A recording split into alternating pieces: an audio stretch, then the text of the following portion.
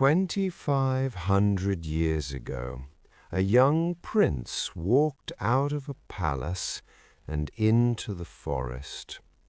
He left behind silk robes and lotus pools and a newborn son and a sleeping wife. He cut his long hair with a sword. He gave away his jewels, and he set out to answer a single question: why do we suffer? He did not find it in books. He did not find it in the teachings of the great sages he sought out, men who could guide the mind to the very edge of consciousness itself and hold it there, balanced on a point finer than a needle. He did not find it in 6 years of fasting and self-denial, so extreme that his ribs showed through his skin and his eyes sank deep into their sockets like stones at the bottom of a well. He found it under a tree on a warm night in northern India, sitting perfectly still while the stars turned overhead, while crickets sang in the grass, while the heart-shaped leaves of a sacred fig tree trembled above him in the darkness, catching the faintest breeze like 10,000 tiny hands waving. And the morning star rose just before dawn. His name was Siddhartha, and after that night the world called him the Buddha, the awakened one. But the awakening itself he never really described. What he did describe instead, what he spent the next 45 years doing, walking barefoot across the vast Ganges plain, through monsoon forests and rice paddies and dusty roads, sleeping beneath banyan trees and in bamboo groves, eating 1 meal a day from a clay bowl, was telling stories, parables, simple tales about ordinary things, arrows and rafts and blind men and burning houses, mustard seeds and lute strings and handfuls of leaves that somehow contained the deepest truths he had discovered about the nature of the mind and the end of suffering. He told these stories in mango groves at midday.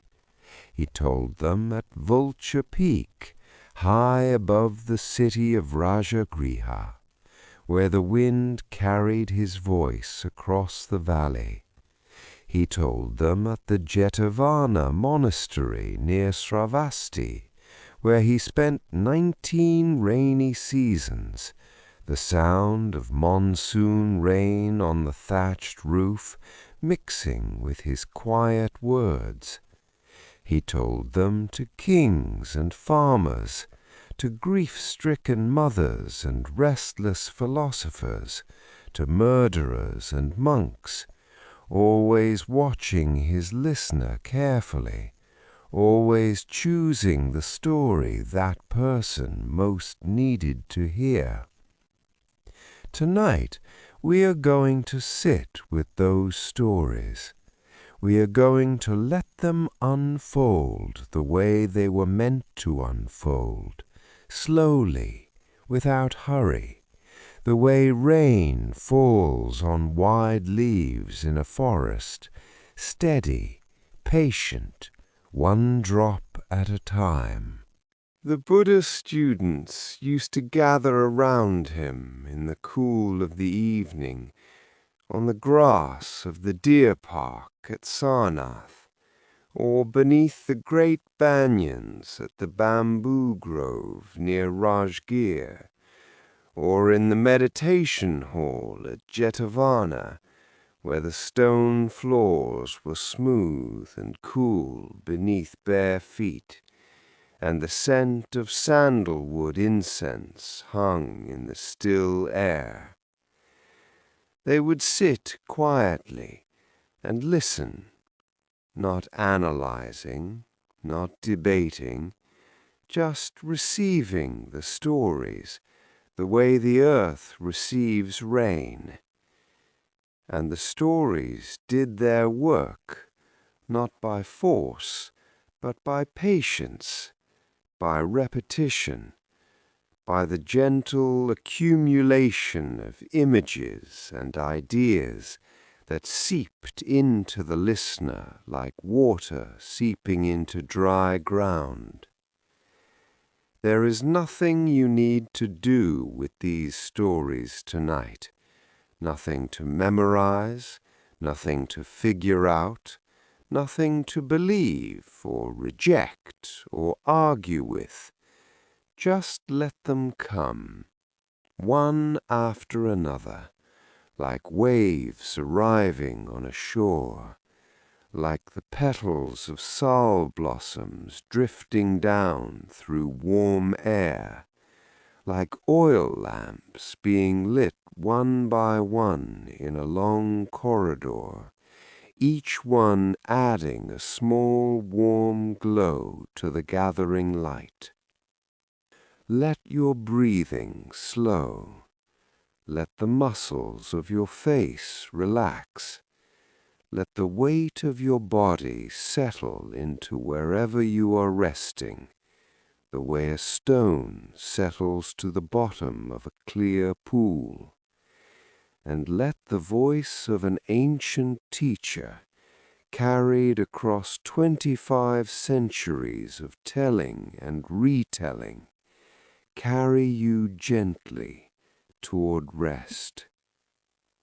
The night is long, the stories are patient, and you are exactly where you need to be. The story begins, as many great stories do, with a father trying to protect his child from the truth. King Suddhodana ruled a small kingdom called Kapilavastu, nestled at the foot of the Himalayas, in what is now the borderland between Nepal and India. It was a fertile place. Rice paddies stretched across the floodplain, their still water reflecting the sky like 1,000 small mirrors. Water buffaloes stood belly deep in the warm mud, and in the distance the white peaks of the mountains rose like a wall between the human world and the heavens. When his son Siddhartha was born in a garden of sal trees at a place called Lumbini, where the blossoms hung thick and white as snow, and the air was sweet with their jasmine-like fragrance, a sage came down from the mountains to examine the child. His name was Asita. He was very old, with matted hair and sun-darkened skin, wrapped in a robe of bark cloth. He had spent decades in meditation and was said to understand the hidden workings of the world. Asita studied the baby carefully, noted 32 special marks on his small body, the long fingers, the broad feet, the curl of white hair between the brows. And then he did something unexpected. He smiled with a radiance that seemed to fill the entire room, and then, abruptly, he wept. "Why do you weep?" the king demanded. "Is something wrong with my son?" The sage shook his head. "Your son is extraordinary," he said. "He will either become the greatest king the world has ever known, a universal monarch who unites all nations under a single reign of justice, or he will renounce the world entirely and become a great spiritual teacher, a Buddha whose wisdom will liberate countless beings from suffering. I weep because I am old, and I will be dead before this child grows to fulfill his destiny. I will never hear his teachings." King Suddhodana did not want a sage. He wanted a king. He wanted an heir who would extend the glory of the Shakya clan across the earth. And so, from that moment on, a plan began to form in his mind. If suffering was what would drive his son toward renunciation, then his son would never see suffering. If the sight of the world's pain could awaken the impulse to leave, then the world's pain would be hidden from him entirely. He built 3 palaces. One for the hot season, with cool marble floors and fountains that sent cascades of water through gardens of white jasmine. Lotus pools where pink and white flowers opened at dawn, each blossom 8 to 12 inches across, resting on broad, round leaves above the still water. One for the cold season, with thick walls and warm fires, and the smell of sandalwood incense curling through the air. And one for the monsoon rains, elevated and protected, where the drumming of water on the roof tiles made everything feel enclosed and safe, and the fury of the storms became a kind of music. Siddhartha grew up surrounded by beauty.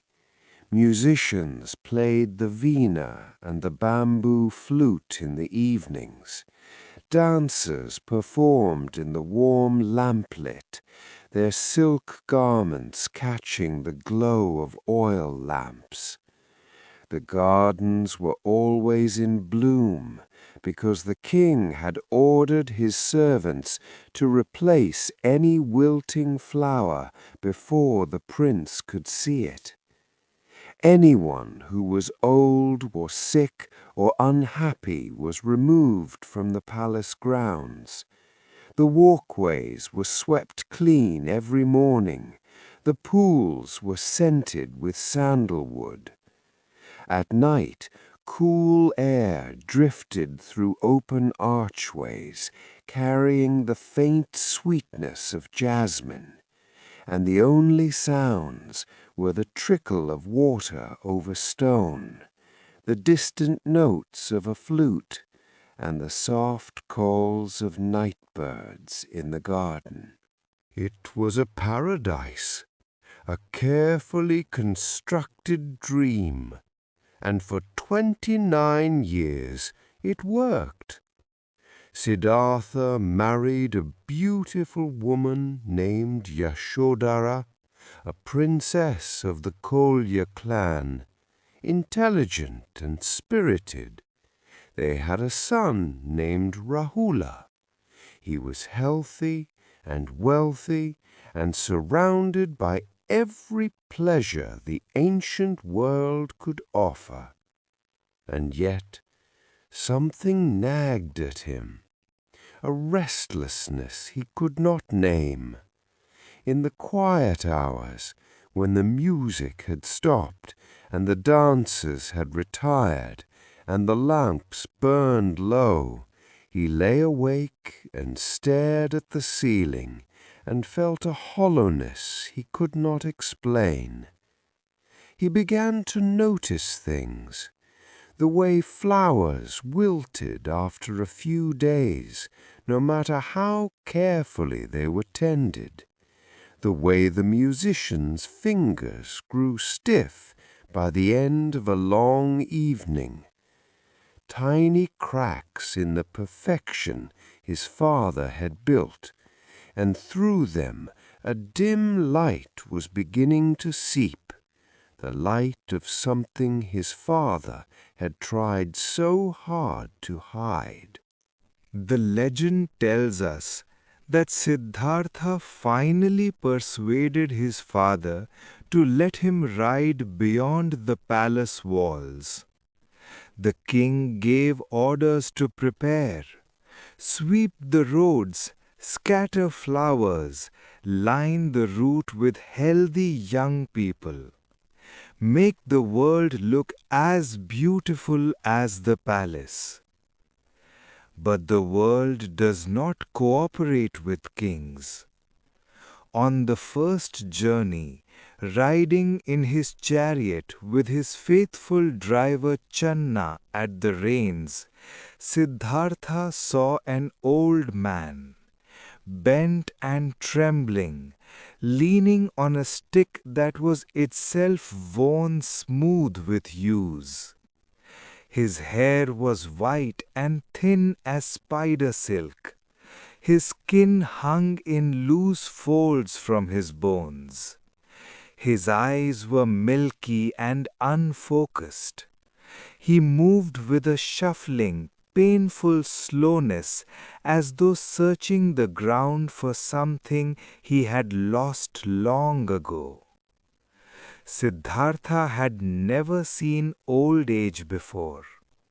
He turned to his charioteer and asked, "What has happened to this man?"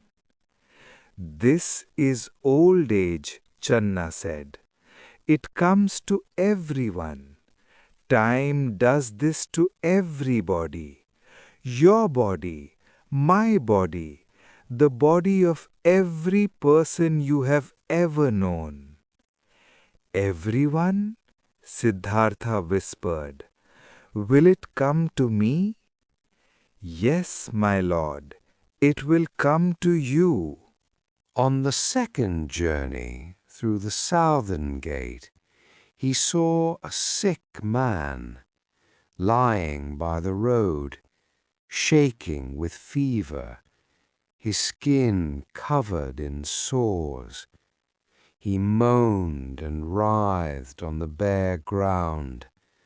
Flies crawled across his face, and he lacked the strength to brush them away. People hurried past, averting their eyes. Siddhartha asked the same question and received the same answer. Disease can strike anyone at any time. No wealth can prevent it. No palace wall can keep it out. That night, Siddhartha could not eat. The rich food set before him, the spiced rice, the ghee, the sweet mango, all of it seemed to mock him. His body, which had always felt like a temple of pleasure, now felt like a trap. On the third journey through the western gate, he saw a dead man, a body being carried on a wooden stretcher, wrapped in white cloth, while family members wept and tore their hair. A woman weeping so hard she could barely stand, supported by two others. children whose faces were confused and frightened, old men walking with bowed heads, their lips moving in silent prayer. Siddhartha stared. He had never seen death, and for the first time in his sheltered life, he understood what his father had been hiding. Everything ends. The palace, the gardens, the music and the dancing, his wife, his son, himself, everything, all of it temporary, all of it dissolving like a sand castle on a beach waiting for the tide, like morning mist over the rice paddies, beautiful for a moment, then gone. On the fourth journey, he saw something different. A wandering ascetic, a man who owned nothing but a bowl and a robe, simple cloth dyed ochre with plant dyes, draped over one shoulder. His head was shaved, his feet were bare and dusty. He carried nothing. But this man was calm. In a world of old age and sickness and death, this man walked with a peace that seemed to come from somewhere beyond the reach of suffering. His eyes were clear, his step was steady. He moved through the crowd like a still point in a turning world. Siddhartha looked at this man and saw not deprivation, but freedom. Freedom from the endless cycle of grasping and losing. Freedom from the lie that happiness can be found in things that do not last. That night, Siddhartha made his decision. A great feast had been held, and now the revelers lay scattered through the halls, sleeping where they had fallen. The air smelled of spilled wine and crushed flowers, and the smoke of dying lamps. He walked softly through the palace. He paused at the door of the room where Yashodhara and their infant son lay sleeping. She was on her side, one hand resting gently on the head of the baby. In the soft light of a single oil lamp, her face was achingly beautiful, calm, trusting.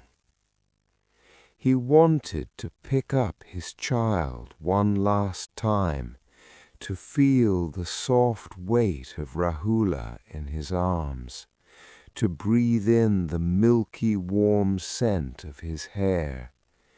But Yashodhara's hand lay across the baby's head, and if he moved it, she would wake.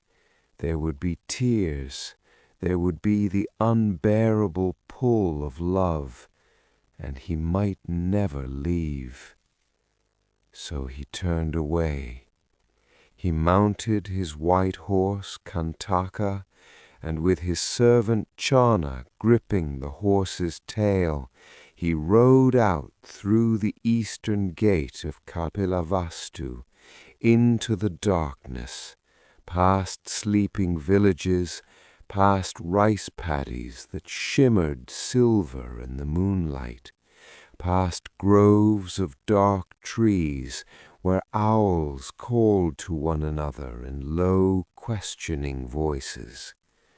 The warm night air streamed over him, and behind him the palace, the gardens, the life he had known grew smaller and smaller until it disappeared entirely into the night.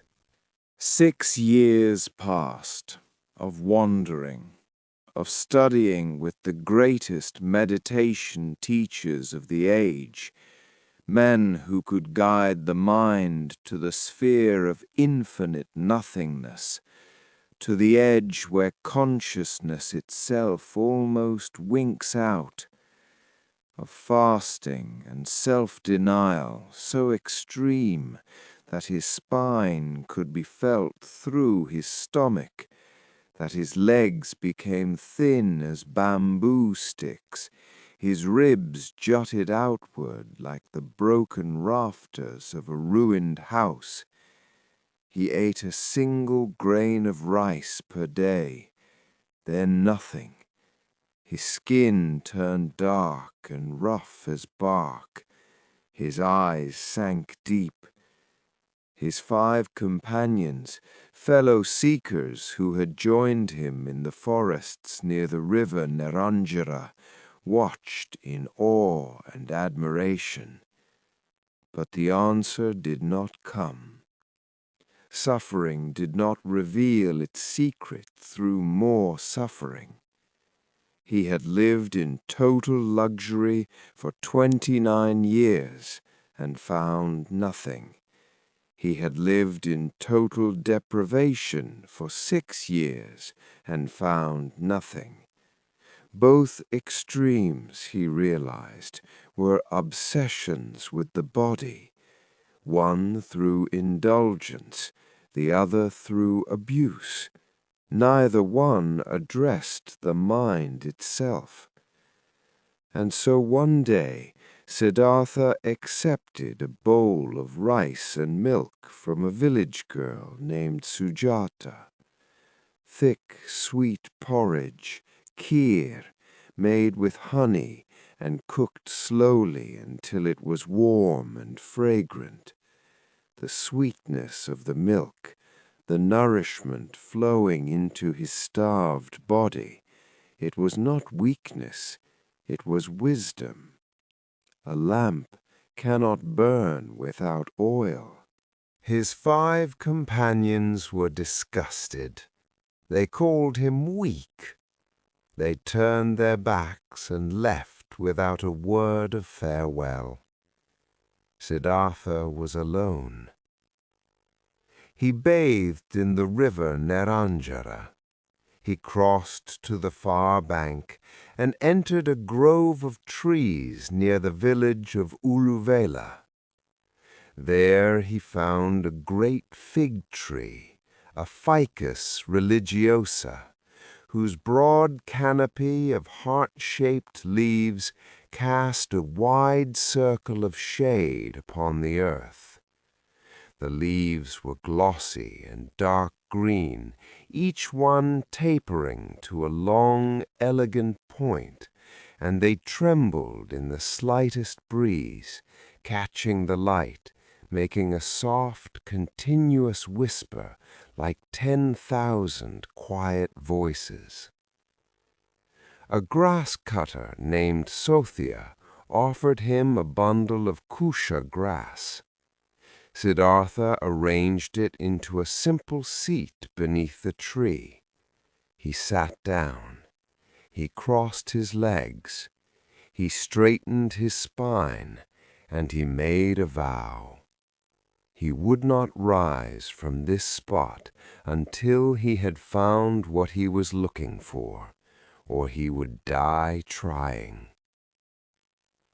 The sun sank behind the trees.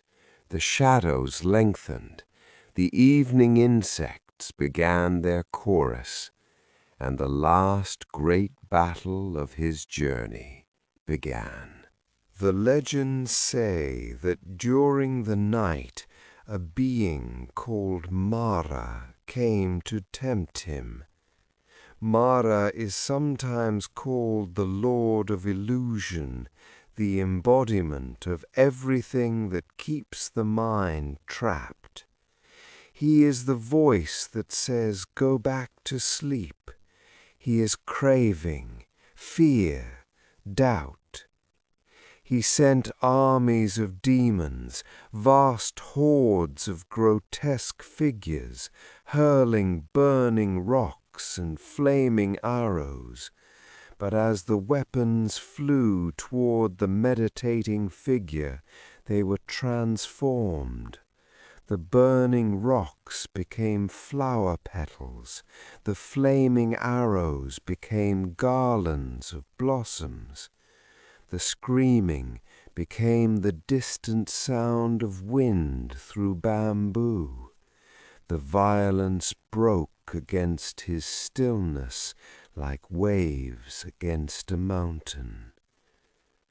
Mara sent his 3 daughters, craving, aversion, and restlessness, the 3 forces that keep the mind imprisoned. They appeared in 100 forms, young maidens with jasmine in their hair, gentle companions offering warmth and comfort. But Siddhartha simply watched them. He saw through the illusion to the emptiness beneath. He did not grasp. He did not push away. He did not waver. Mara made one final attempt. He challenged Siddhartha's right to sit there at all. Who are you to claim this seat? Who will testify for you? And Siddhartha, without opening his eyes, reached down and touched the earth with his right hand.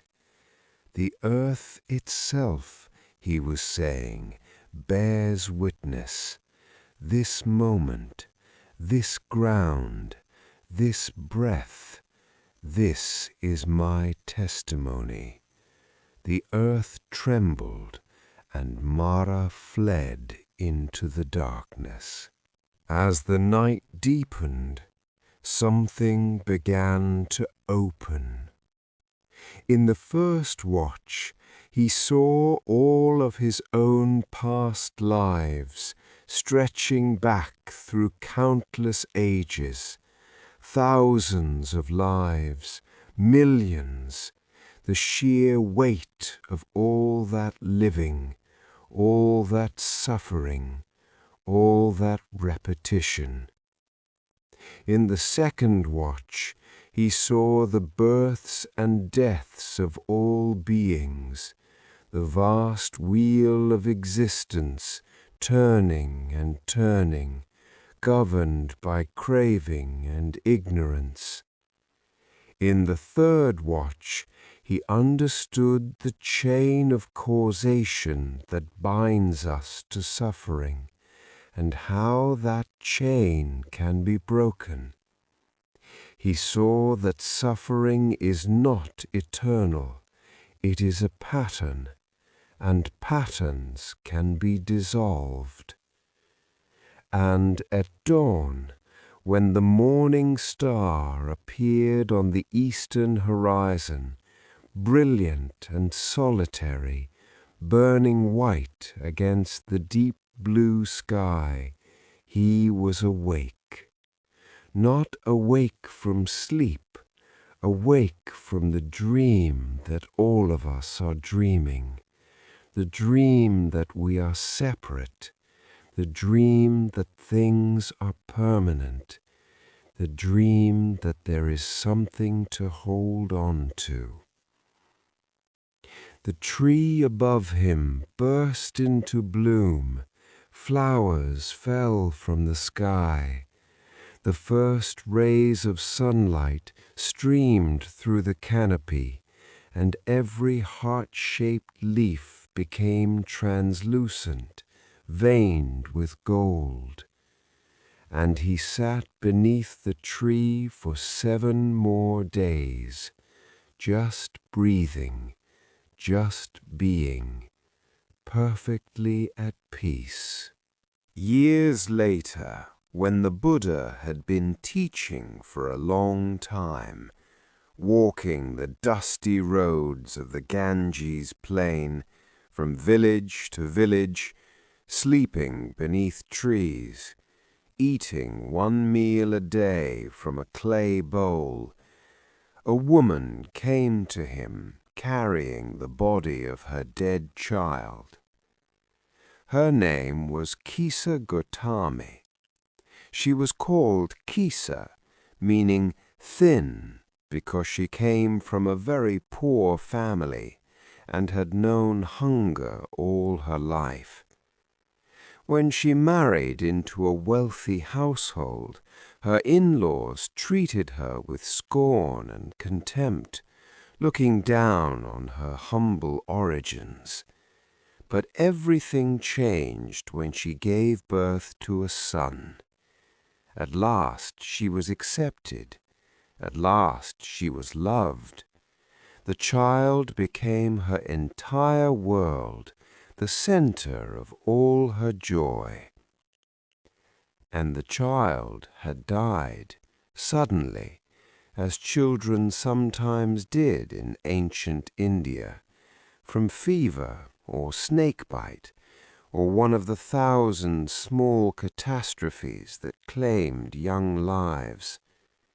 One day the boy was learning to walk, stumbling and laughing, and the next day he was still. Kisa Gotami would not accept it. She carried the body from house to house through the narrow streets of Savathi, her eyes wild with grief, begging someone, anyone, to bring her child back to life. "Please," she said at every door, "do you have medicine for my child? He is sick. Please help me." People turned away. Some pitied her. Some thought she had gone mad. Others wept for her, but could not help, until an old man, seeing her desperate state, said gently, "Go to the Buddha. He dwells at the Jeta Grove. If anyone can help you, he can."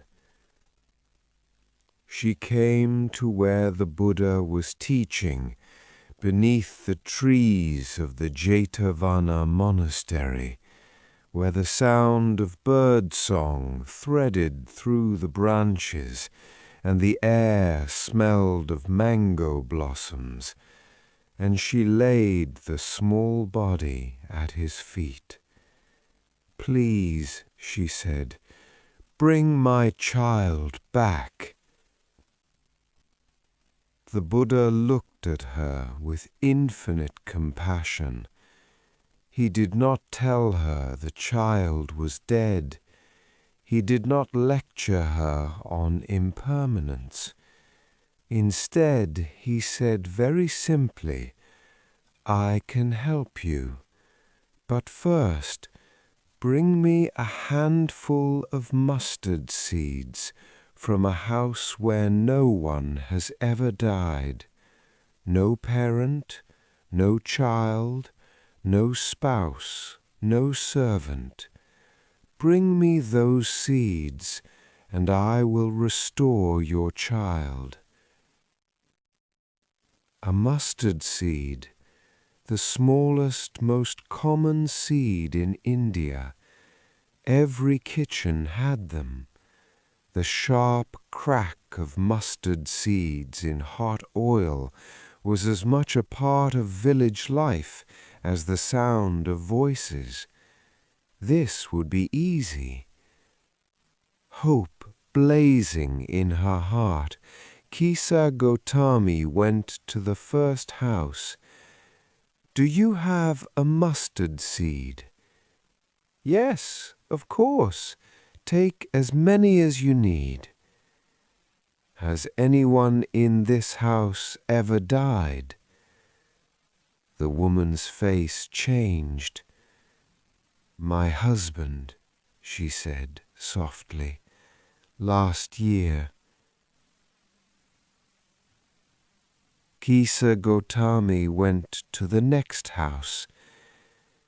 Yes, we have mustard seeds. Has anyone here died? My mother, 2 years ago. We still miss her every day. The next house, my daughter, she was only 7.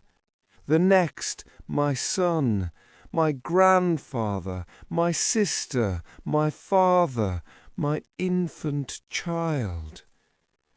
She went to every house in the village. Every house had mustard seeds, and every house had known death. There was not a single house, not one, that had been spared. At each door they told her, the living are few, but the dead are many. Do not remind us of our deepest grief. Slowly, as the sun moved across the sky and the shadows lengthened on the dusty streets, Kisa Gotami stopped walking. The frenzy of her grief began to soften into something else, a vast, quiet recognition. She was not alone in her suffering. Death had visited every home. Loss was woven into the fabric of every life. Her grief, which had felt so uniquely terrible, so unfairly singled out, was the same grief that every mother, every father, every person who has ever loved has known since the beginning of time. She carried her child's body to the charnel ground. She laid him down gently on the earth, and she whispered to him one last time, "Dear little son, I thought that death had happened to you alone, but it is not so. It is a law common to all living things." She returned to the Buddha, empty-handed. No mustard seeds, no false hope. The Buddha asked, "Did you find the mustard seeds?" "The work of the seeds is done, Master," she said. "Grant me refuge." And she became one of his most devoted students. In time, she attained full liberation. The Buddha declared her foremost in discipline among all the nuns. The woman who had been shattered by grief became whole through the simple, devastating recognition that grief is the one thing every living being shares. Not all of the Buddha's parables are gentle. Some are sharp, like an arrow. A man named Maljunkaputta came to the Buddha at the Jeta Grove near Savatthi, where the afternoon light filtered through the trees and the air was warm and still. He came with a list of philosophical questions, and he was frustrated. He was a monk, a serious practitioner, and the Buddha had refused to answer the great metaphysical debates that consumed every philosopher in ancient India. Is the universe eternal or not eternal? Is it finite or infinite? Is the self the same as the body or different from it? Does the Buddha exist after death or not? These were the questions that kept brilliant minds turning endlessly, like a wheel spinning on an axle that will never quite sit straight. Every sage and teacher in the Ganges plain had an opinion, and Maljunkaputta wanted the Buddha to settle them for once and for all. He even threatened to leave the community if the Buddha would not give him answers. The Buddha looked at him calmly.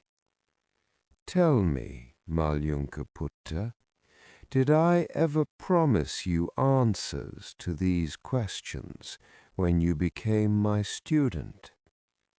"No, Venerable Sir." Then the Buddha told him a story. "Suppose," he said, "a man is struck by a poisoned arrow.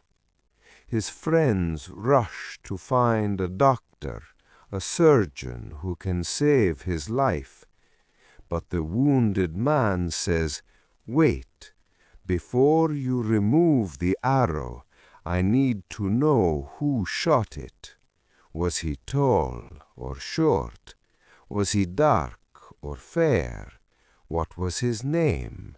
What village was he from? What clan did he belong to? And I need to know what kind of bow was used.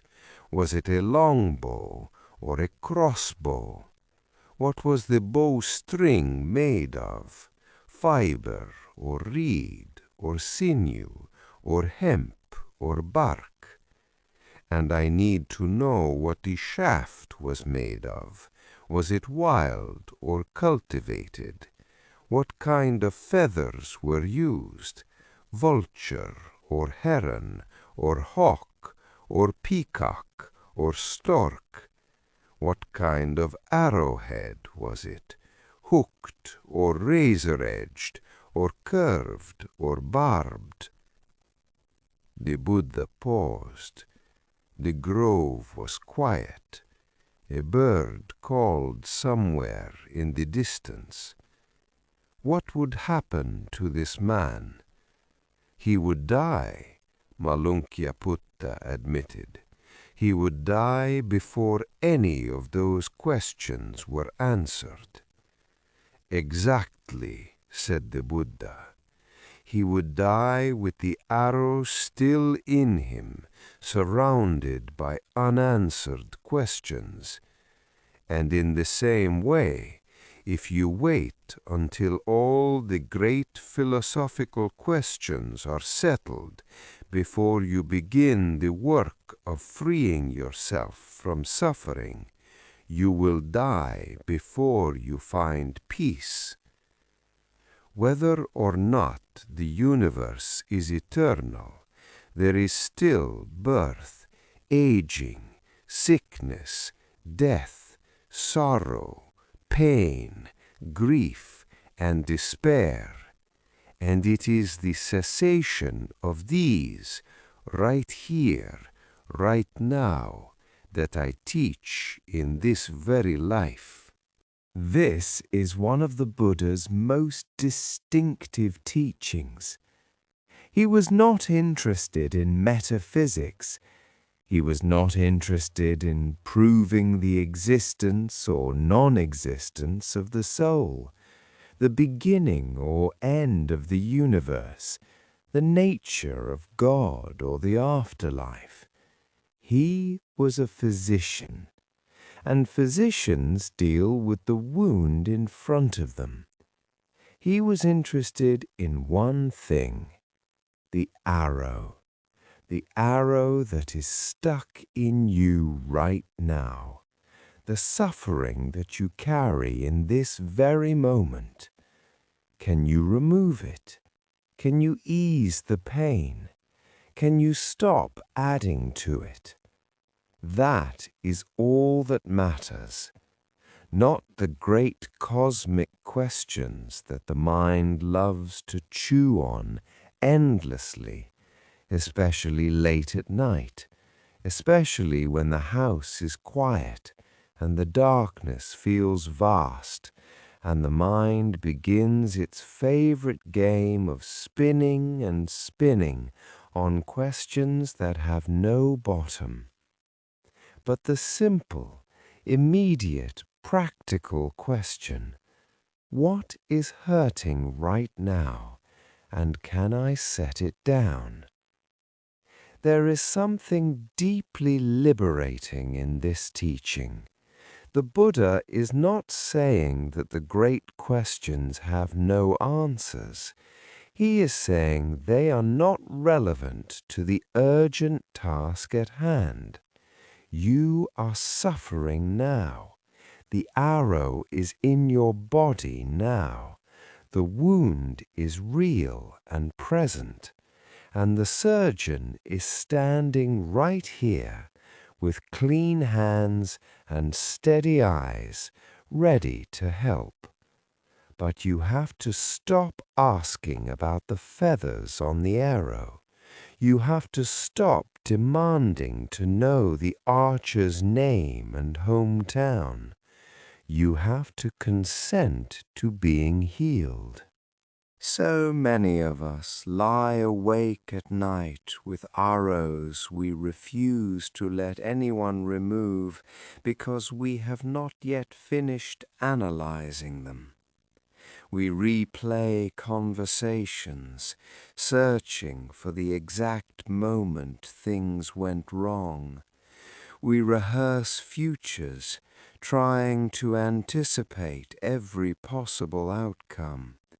We construct elaborate theories about why we feel the way we feel, tracing the pain back through years of history, building genealogies of sorrow.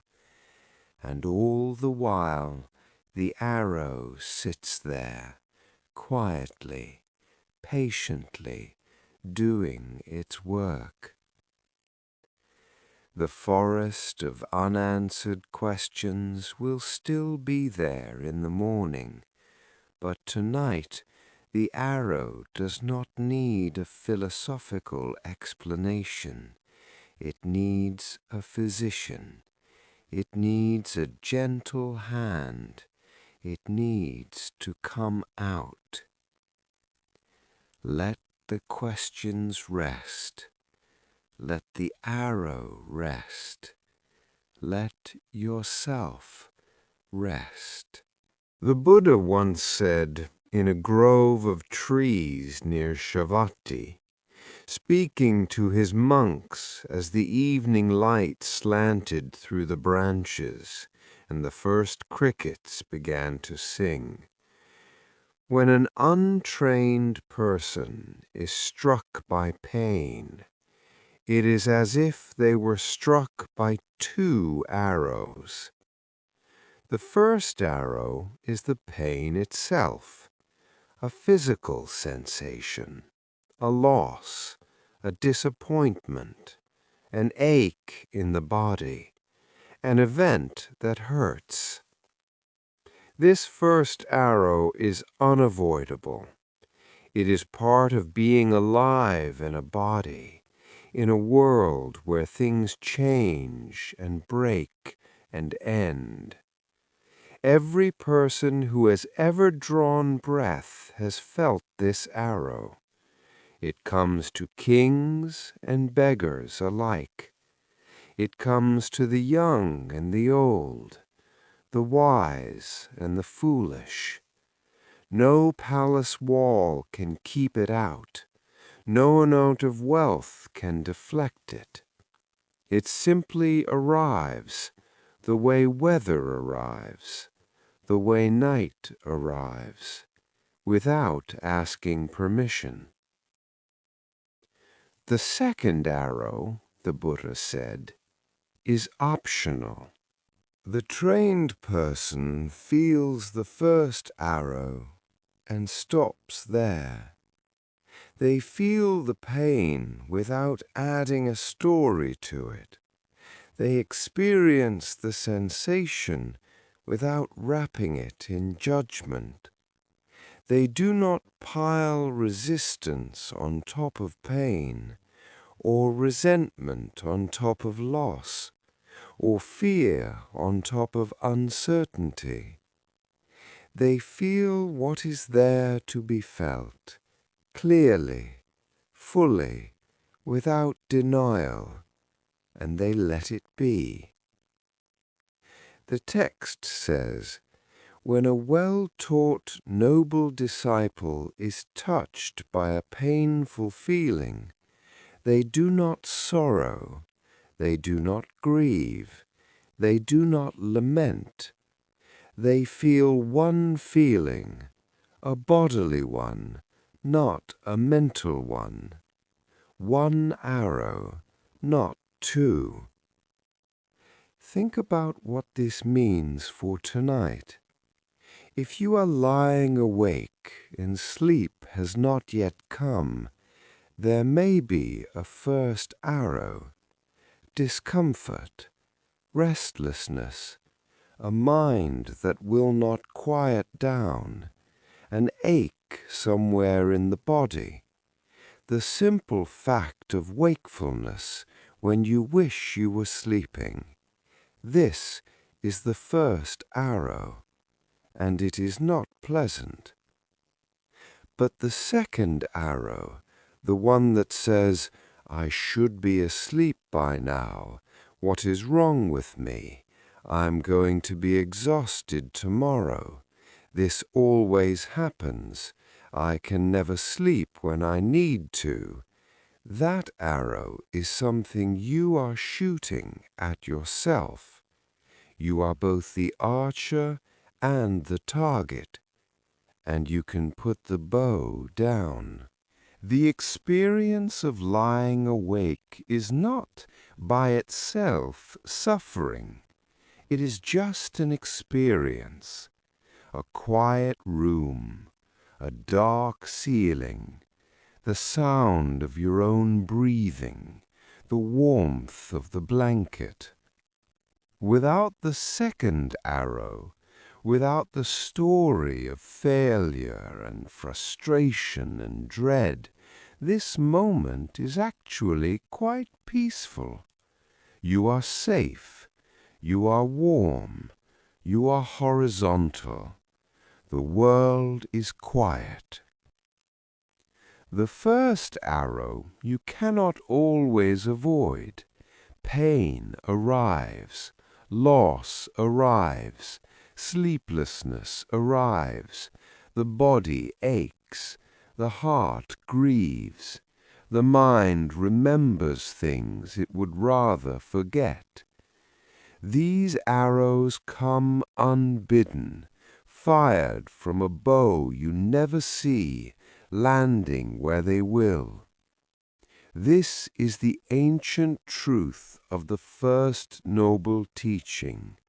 Life involves pain, not because something has gone wrong, but because pain is woven into the fabric of having a body, of loving things that change, of being alive in a world that does not hold still.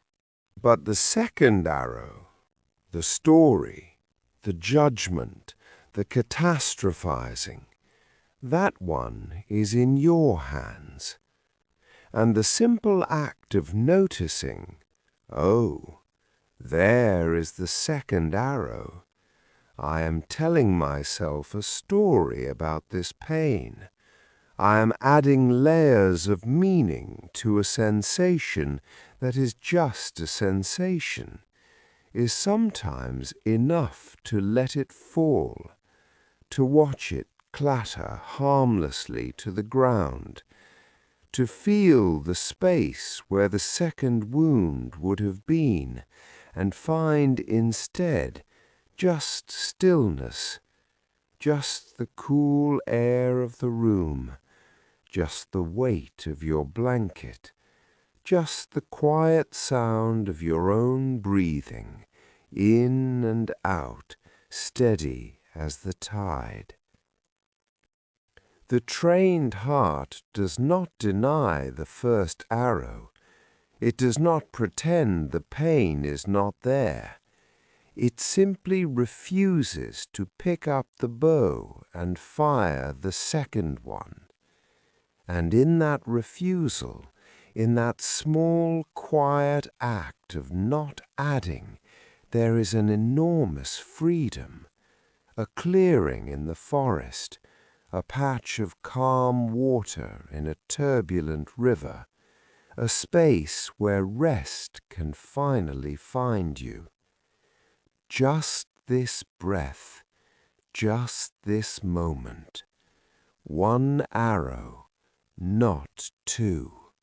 In the Lotus Sutra, one of the great texts of Mahayana Buddhism, composed perhaps 4 or 5 centuries after the Buddha's death, but carrying his spirit forward like a river carrying the memory of its source, there is a parable about a burning house. A wealthy man comes home to find his house on fire.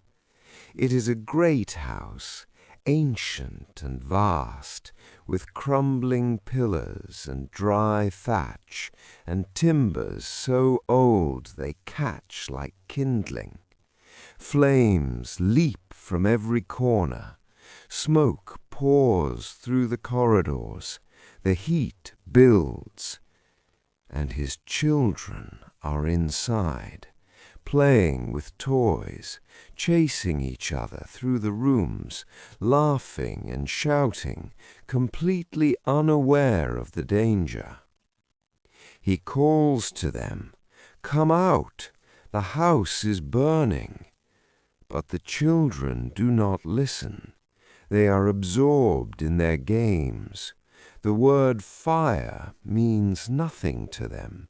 They have never seen a house burn. They do not smell the smoke. They do not feel the heat creeping closer. Even as sparks fall on their clothes, they notice nothing. They are lost in play. The father thinks quickly. He is strong enough to escape through the narrow door himself, but there are too many children, the house too vast, the door too narrow to carry them all before the roof collapses. He cannot force them out. He cannot simply tell them the truth, because the truth is too vast, too frightening, too far beyond their understanding. But he knows what his children love. So he calls out, "Children, come outside. I have wonderful new toys for you out here. A goat cart, a deer cart, an ox cart, better than anything you have inside. Come quickly before someone else takes them." The children come running out, their eyes wide with excitement, scrambling over each other, tumbling through the narrow door into the open air, gasping and laughing. And instead of the 3 carts he promised, the father gives them something far greater. A single, magnificent cart, adorned with jewels and precious stones, hung with bells and garlands, drawn by a great white ox. A cart beyond anything they could have imagined. The house behind them collapses in flames. Were the children deceived? The father promised 3 carts and gave 1, but the one he gave was infinitely greater than what he promised, and more importantly, the children are alive. They are safe. They are standing in the cool air, breathing freely, while the house that nearly killed them burns to ash behind them. This is the Buddha's teaching on skillful means. Sometimes, to lead people out of a burning house, you cannot simply tell them the truth. You cannot explain the full nature of suffering and impermanence and the emptiness of all phenomena to someone who has never questioned their own existence.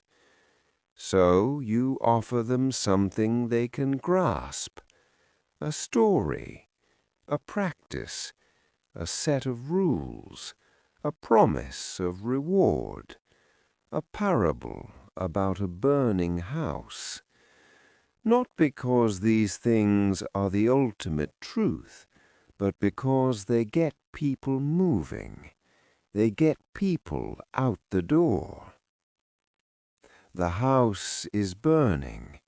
The toys are impermanent. The cart, the real cart, the great white ox cart adorned with jewels, is freedom itself. And the Father, who uses whatever words will work, who would say anything, promise anything to get his children to safety, is compassion in action.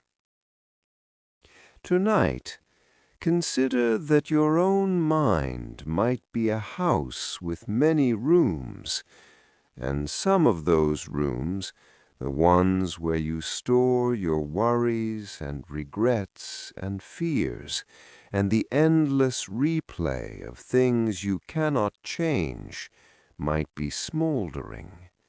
You can smell the smoke if you pay attention, the heat of anxiety, the haze of exhaustion. You do not need to put out every fire tonight. You do not need to save every piece of furniture or rescue every possession. You just need to step outside, into the cool night air, into the quiet, into the open space where the burning cannot reach you. The door is right here. The air outside is fresh, and the cart, the real gift, the one that is better than anything you were promised, is the simple, uncluttered peace of this present moment. Come outside. The night is cool. The stars are steady overhead, and the burning, let the burning be. The Buddha once told a story about a man who comes to the bank of a great river, the kind of river that flows across the Ganges plain, wide and brown with silt, slow-moving in places, its far bank barely visible through the warm haze. On this side of the river there is danger, uncertainty. The forest behind him is full of threats. On the far side there is safety, peace, a place to rest. But there is no bridge, no ferry, no boat. So the man gathers what he can find, reeds from the riverbank, branches that have fallen from the trees, vines that hang from the forest canopy. He binds them together with whatever is available, working patiently, his hands wet and muddy, building something crude but functional, a raft, barely seaworthy, the kind of thing that should not float but does, and using his hands and feet, paddling slowly, feeling the current pulling at him, Watching the far shore grow gradually closer, he crosses. He reaches the far shore, exhausted but alive. He pulls himself up onto the bank. The mud is cool beneath his fingers. The grass is soft. He lies there for a moment, breathing, feeling the solid ground beneath him, safe at last. And then the Buddha asks, what should this man do with the raft? Should he lift it onto his head and carry it with him wherever he goes, because it was so useful? Should he strap it to his back and walk through the forest, dragging reeds and branches and vines, because they served him so well on the water? Of course not, the listeners said. That would be foolish. Exactly, said the Buddha. My teachings are like this raft. They are for crossing over, not for carrying on your back. Use them, cross the river with them, and then set them down. This is one of the most remarkable things any spiritual teacher has ever said. The Buddha is telling his own students, do not cling to my words. Do not worship my teachings. Do not turn the Dharma into another burden, another possession, another heavy thing to carry. The path is a tool. The precepts are tools. Even the most refined meditation practices are tools. They are supremely useful. They will carry you across the flood of suffering, but they are not the destination. The destination is the far shore. So many of us carry rafts on our backs, not just religious teachings, but ideas about ourselves, beliefs about the way the world works, stories about who we are and what we deserve, and what we should be afraid of, and what we need to do before we can rest. We accumulate techniques and methods and systems, apps for meditation, trackers for sleep, programs for productivity, routines for morning and evening, an endless proliferation of rafts. And sometimes the rafts themselves become heavier than the river was wide. These ideas were useful once. They helped us navigate difficult waters. But the crossing is over, and we are still carrying. What if you could set them down? What if, just for tonight, you could put down every idea you have about yourself, every belief about what tomorrow will bring, every story about what went wrong today, every technique you think you should be using right now to fall asleep? Not forever, just for the length of a night. The way you set down a heavy pack at the end of a long walk. The way you beach a raft on a sandy shore and walk away. The raft is for crossing. You have crossed. You are here, in this bed, in this darkness, in this moment, safe on the shore. The ground is solid beneath you. The air is cool. The river is behind you, and you can hear it flowing, distant now, the sound of water moving over stones, carrying other travelers, carrying other rafts, but no longer carrying you. You have arrived. There is nowhere else to go tonight.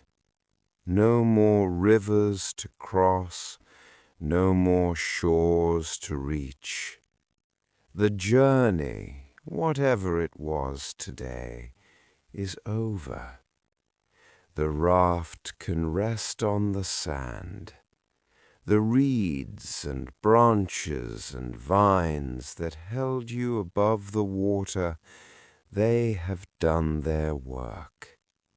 Let the current take them if it wants. Let them drift downstream in the darkness. You do not need them anymore. Your hands are empty now. Your back is unburdened. And the far shore, this shore, is exactly as peaceful as you always imagined it would be. There is a parable so old that no one knows where it began. The Buddha told it in the great city of Savatthi to a group of monks who had been arguing with wandering ascetics of other sects about which philosophical view was correct. But the story was probably ancient even in his time, passed down through generations of teachers who understood something essential about the way human beings encounter truth.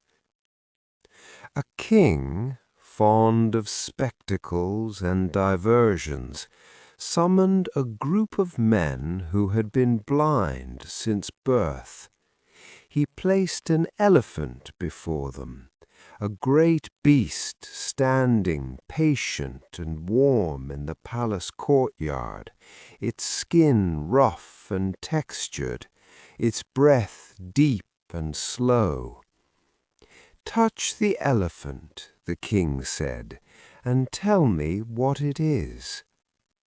The man who touched the head ran his hands over the great dome of the skull, feeling the rough, warm skin, and said, "An elephant is like a great pot." The man who touched the ear felt the wide, flat expanse of it, thin as leather, gently flapping, and said, "No, an elephant is like a winnowing basket." The man who touched the tusk ran his fingers along the smooth, hard curve and said, "You are both wrong. An elephant is like a plowshare." The man who touched the trunk felt the muscular length of it, thick and powerful and alive, and said, "An elephant is like a plow pole." The man who touched the belly pressed his palms against the vast warm surface and said, "An elephant is like a granary wall." The man who touched the leg wrapped his arms around the thick column of muscle and bone and said, "An elephant is like a pillar." The man who gripped the thin rope of it said, "An elephant is like a length of cord." And then they began to argue. Each was absolutely certain. Each had direct experience. Each was telling the truth about what he had touched. And each was completely wrong about the whole. They fell to quarreling, then to shouting, then to blows, each insisting that his own experience was the only truth, An elephant is like this, not like that." And the king sat back and watched it all, greatly entertained. The Buddha spoke a verse after telling this story. Some monks and priests are attached to their views, and having seized hold of them, they wrangle, like those who see only one side of a thing. The elephant does not consist of any single part, nor is it simply the sum of its parts. It is a living whole, a vast patient being standing in the courtyard, containing all of the partial truths and none of them. The trunk functions as a trunk because of its relationship to the head, the body, the legs that support it all. Remove any element, and the whole changes. The elephant is not a pot or a plowshare or a wall. The elephant is an elephant. And to know it truly, you would need to step back far enough to hold the whole in your awareness at once. What if the things you are certain about are simply the part of the elephant you happen to be touching? What if the person you disagree with is touching a different part of the same animal? What if the argument that keeps replaying in your mind, the conversation that loops and loops in the quiet hours, is two blind men shouting about a leg and a tail, while the elephant waits quietly, patiently, to be seen as a whole? You do not need to resolve this tonight. You do not need to figure out the whole elephant. You do not need to reconcile every contradictory truth you hold, or settle every disagreement that echoes in your mind, or make sense of a world that often seems to present irreconcilable versions of itself. The elephant is patient. It has been standing in that courtyard for 25 centuries, waiting for us to step back far enough to see it whole. It can wait one more night. Just notice gently that your certainties might be a leg, a tail, a trunk, and the truth, the full truth, is probably larger and stranger and more beautiful than any of us can hold in a single pair of hands.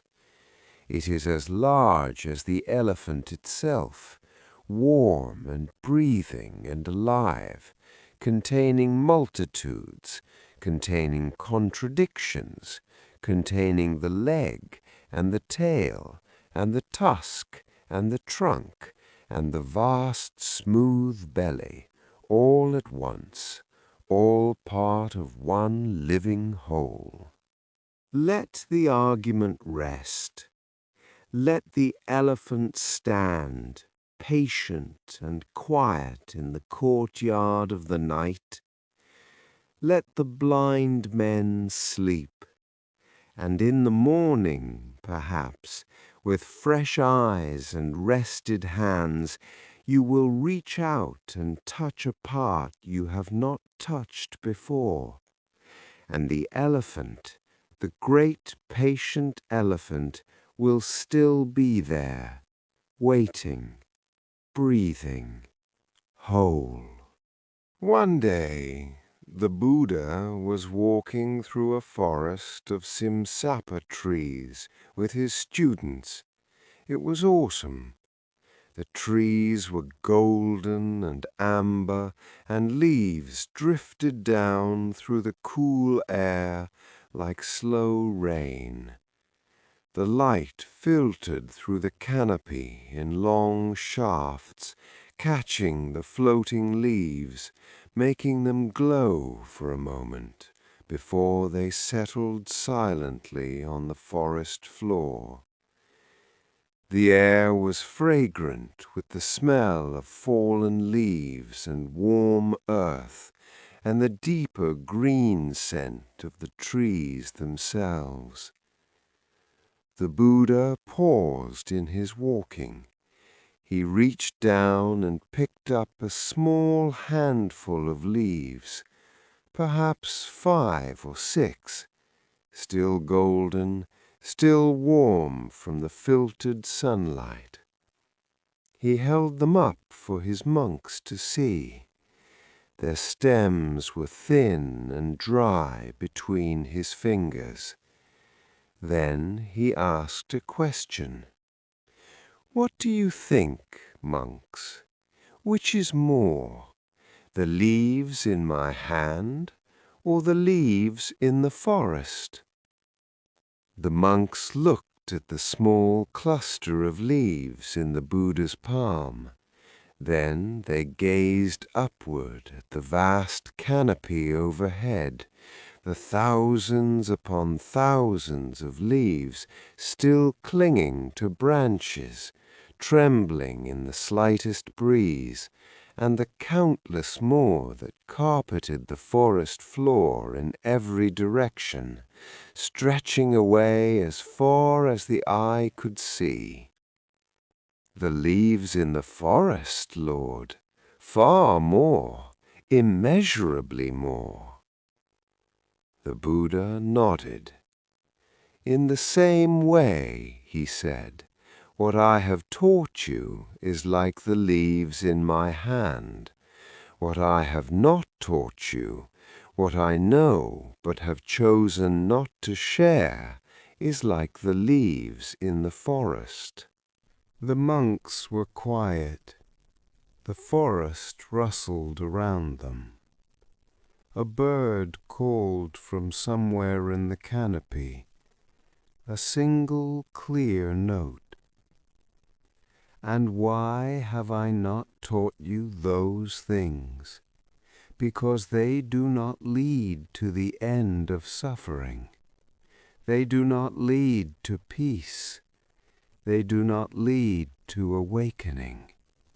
They do not lead to disenchantment, to dispassion, to cessation, to calm. I teach only what is useful. I teach only what heals. This is the parable of the handful of leaves, and it is a reminder that the Buddha was not trying to explain everything. He was not building a complete map of reality. He was not cataloging the universe or answering every possible question about existence. He was a physician, remember, not a philosopher. And a good physician does not prescribe every medicine in the world. A good physician prescribes exactly what is needed for this particular illness, in this particular patient, at this particular moment, and nothing more. Think about how much information floods your mind each day. News and opinions and data and arguments, theories and predictions and hot takes and breaking developments, social media feeds scrolling endlessly, an entire forest of leaves falling on you from morning to night, burying you in information that, however interesting, however urgent it feels, does not actually help you suffer less, does not actually bring you one step closer to peace. The handful of leaves. The teachings that matter are much simpler. Pain is part of life. Clinging makes it worse. You can let go. There is a path, and you are already on it. That is enough. That is the handful.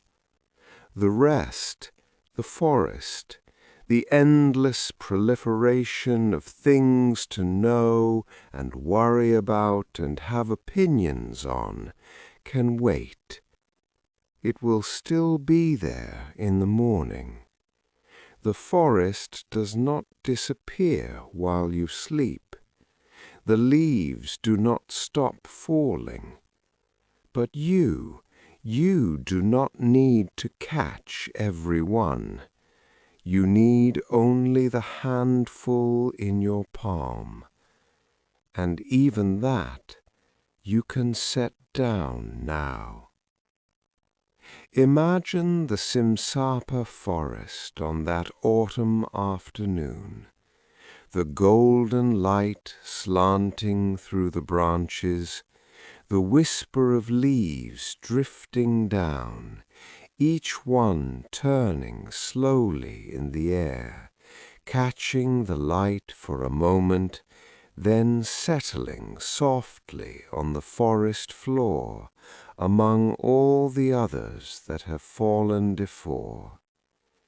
The Buddha standing among his monks, holding up that small handful, 5 or 6 leaves, their color still warm, their edges just beginning to curl.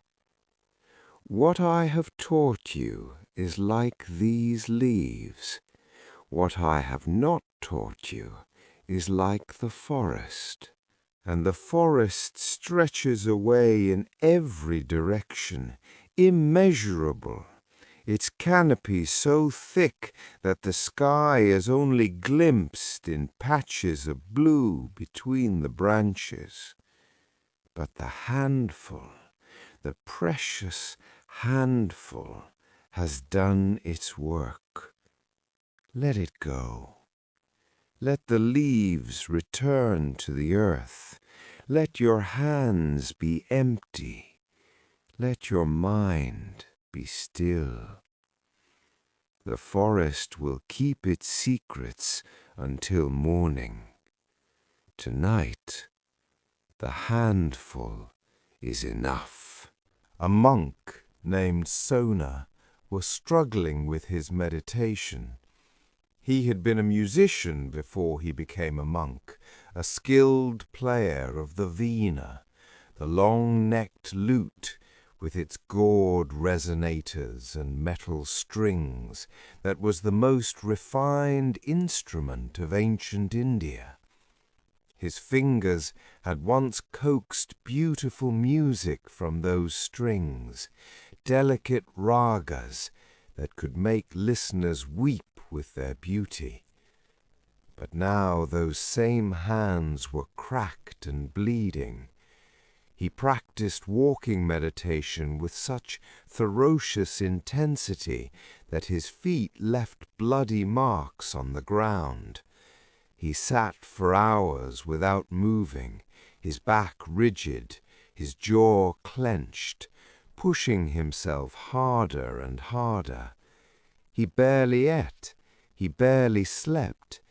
He was at war with his own mind, and he was losing. Peace would not come.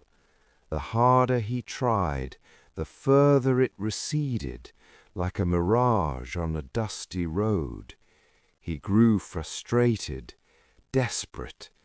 He considered giving up entirely, throwing off his robes and returning to his old life as a musician. At least then his suffering had produced something beautiful. Now it produced nothing at all. The Buddha heard about this and came to see him. he found Sona sitting beneath a tree, exhausted and defeated, his bloody feet wrapped in rags.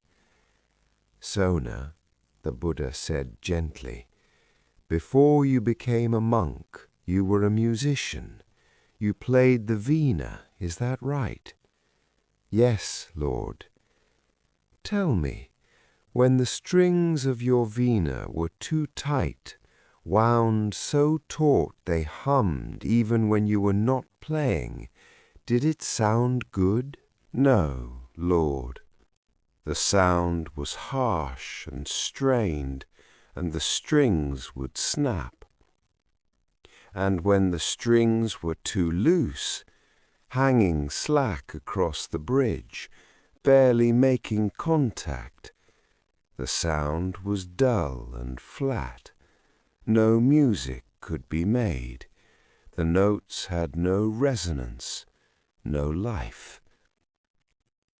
And when the strings were tuned to just the right tension, neither straining nor slack, held at the precise point where the metal vibrated freely, then, Lord, the veena produced beautiful music.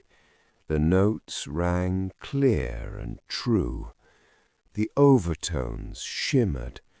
The music seemed to come not just from the strings, but from the air itself." The Buddha smiled. "In the same way, Sona, too much effort leads to restlessness. Too little effort leads to laziness. Find the middle way, neither too tight nor too loose. Tune your practice the way you once tuned your instrument, not with force, but with sensitivity, not with grim determination, but with the ear of a musician listening for the right pitch." Sona followed this advice. He eased his practice. He ate properly. He let his feet heal. He tuned his effort to the middle pitch, and in due course he found what he had been looking for, not through straining, but through balance. This is the teaching of the middle way, not the middle of indifference or compromise, but the middle of perfect tuning, the place where the string is neither straining nor slack, where effort and ease are in balance, where you are trying but not trying too hard, where the music arises not because you force it, but because the conditions are right. The Buddha discovered this before his enlightenment, when he remembered a moment from childhood, sitting under a rose apple tree during a ploughing festival, naturally falling into a state of calm awareness. That memory showed him that peace was not achieved through self-torture any more than through self-indulgence. It was found in the middle, in the space between grasping and giving up. This is especially useful advice for tonight. If you are lying here and trying to relax, notice the trying, the effort to not make effort, the tension of attempting to release tension, the frustration of pursuing peace. It is like tightening a lute string while asking it to vibrate freely. It is like gripping the veena so hard that your fingers muffle the very notes you're trying to play. What if, instead, you simply listened? Not for anything in particular, not for sleep to arrive, not for the mind to quiet, just listened to whatever is here. The sound of your own breathing, steady and unhurried, a rhythm that has been playing since the moment you were born. The distant hum of the world outside, the silence beneath the sounds, deep and wide and patient. The veena tuned to the middle, playing whatever note this moment asks for. Not too tight, not too loose, just this, just here. The music of the middle way, quiet and true, carrying you gently wherever you need to go. Not all of the Buddha's stories are quiet. Some involve the kind of darkness that most teachers would avoid. But the Buddha walked toward darkness, not away from it. There was a young man born to a Brahmin family, gifted and gentle, whose birth name was Ahimsaka, which means the harmless one. His parents sent him to the great university at Taxila to study under a renowned teacher. He was brilliant, diligent, the finest student in the school. But his excellence aroused jealousy. The other students whispered poisonous lies to the teacher, and the teacher's heart turned. He gave Ahimsaka a terrible task. To complete his studies, the teacher said, he must collect a garland of 1,000 human fingers. It was a corruption, a perversion of the teacher-student bond. And Ahimsaka, whose trust was blind and whose devotion was absolute, went into the forests and became a killer. His name became Angulimala, garland of fingers, because he wore a necklace made from the fingers of the people he had killed. He had killed 999 people, and he needed one more to complete his vow.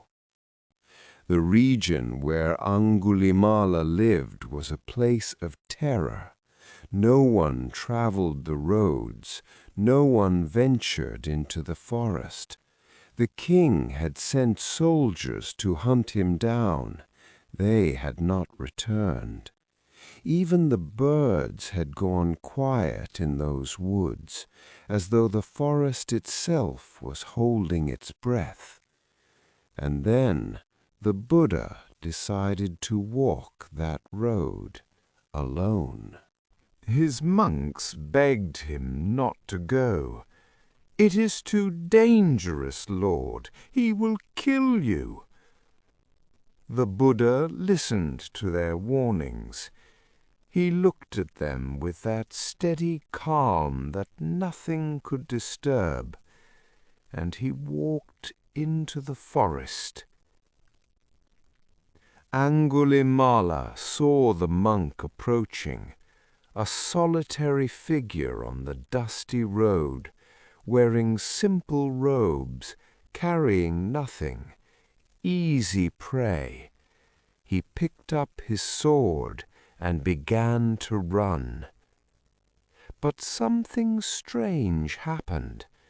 No matter how fast Angulimala ran, sprinting, gasping, his legs burning with effort, he could not catch the Buddha. The Buddha was walking at a normal pace, unhurried, serene, and yet the distance between them did not close. It was as though the road itself had changed its nature, as though the air had thickened around the running man, as though something deeper than physics was at work. "Stop!" Angulimala shouted, panting, furious. "Stop walking!" The Buddha turned. His face was calm. His eyes held no fear. And he said, "I have stopped, Angulimala. I have stopped doing harm to all living beings. I have stopped forever. It is you who have not stopped. You are still running. You are still killing." The words hit Angulimala like a physical blow. Something cracked inside him, something that had been building for months, for years, the weight of what he had done, the horror of what he had become. He threw down his sword, he fell at the Buddha's feet, and he wept. "Can someone like me ever be free?" he asked. "Come," said the Buddha, "there is a way." He became a monk, but transformation did not erase consequences. When Angulimala walked through villages on his alms rounds, people recognized him. They did not give him rice, they threw stones. He returned to the monastery bleeding, his bowl shattered, his robes torn. The Buddha told him, "Bear it, Angulimala. You are experiencing in this life the results of deeds that might otherwise have condemned you to ages of suffering." He bore it. He did not fight back. He did not run. He simply absorbed the consequences of what he had done, day after day, patiently, with the same determination he had once given to destruction, now given to endurance. And eventually, through years of practice, something shifted. The man who killed 999 people attained full enlightenment. He became an arahant, a saint. And later, when Angulimala encountered a woman in the agony of a difficult childbirth, he was moved by compassion to speak a blessing of protection, words that became one of the most recited verses in the Buddhist world. The hands that had taken life now held the power to protect it. The Buddha told this story, and all his stories, with the same quiet certainty that no one is beyond redemption, that the worst person you can imagine, carrying a garland of fingers around his neck, can stop, can turn, can walk a different path. The sword can be dropped, the running can end, and the peace that seemed impossibly far away was there all along, waiting beneath the violence, the way still water waits beneath the storm. If that is true for Angulimala, then whatever you are carrying tonight, whatever regret or shame or self-judgment keeps you awake, whatever you have done that you cannot undo, is not a life sentence. It is not who you are. It is an arrow, and arrows, as we have learned, can be removed. The sword is down, the running has stopped, and the road, the quiet road through the forest, is open. The Buddha's last words were spoken under 2 sal trees in a small town called Kushinagar.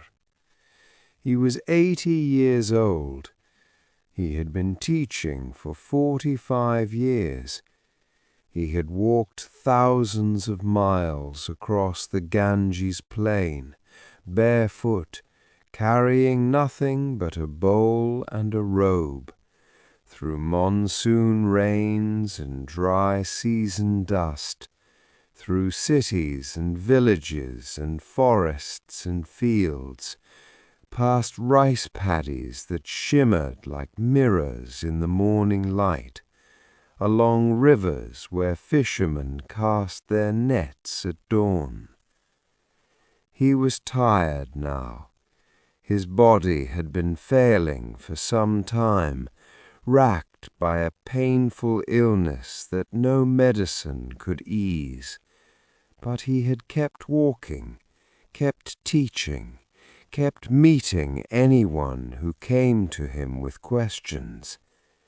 Even on his last day, when a wandering seeker named Subhadda came with questions about the spiritual path, and Ananda tried to turn him away, the Buddha called Subhadda forward. Let him come, do not prevent him. And he taught one final time. His closest students gathered around him in the grove of twin sal trees. The evening light filtered through the branches overhead. Some of the monks were weeping openly. Others sat in stunned silence. Ananda, his devoted attendant for 25 years, the man who had heard every sermon and remembered every word, Ananda could not hold back his tears. The Buddha spoke to them gently. Do not weep. Have I not told you that all things that are dear to us must change and pass away? How could it be otherwise? Everything that has been born must die. Everything that has been built must crumble. Everything that has come together must come apart. This is not a tragedy. This is the nature of things, and understanding this nature, truly understanding it, not just with the mind, but with the whole of your being, that understanding is itself the path to freedom. And then he said his final words. All conditioned things are of a nature to decay. Work out your own salvation with diligence. Work out your own salvation, not follow my rules, not believe my teachings, not worship me after I am gone, but work it out for yourself, with your own hands, with your own mind, with your own experience. The raft has carried you this far. Now step onto the shore and walk with your own feet. And diligence, that word does not mean strain. Throughout 45 years of teaching, the Buddha consistently pointed to a striving that is more like water finding its way downhill than a person pushing a boulder uphill. The diligence of attention, not the diligence of force. The middle way, remember, the tuned string, the raft set down. The raft is for crossing. The arrow is for removing.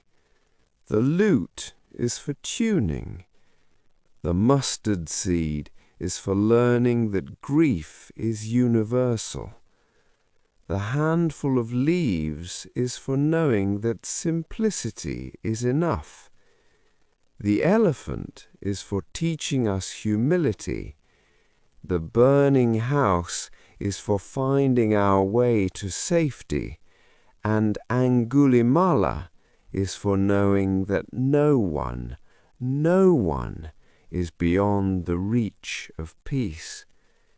And sleep is for returning, like a wave returning to the ocean, like a breath returning to the air, like a river returning to the sea from which it came, like the 10,000 things returning to their source.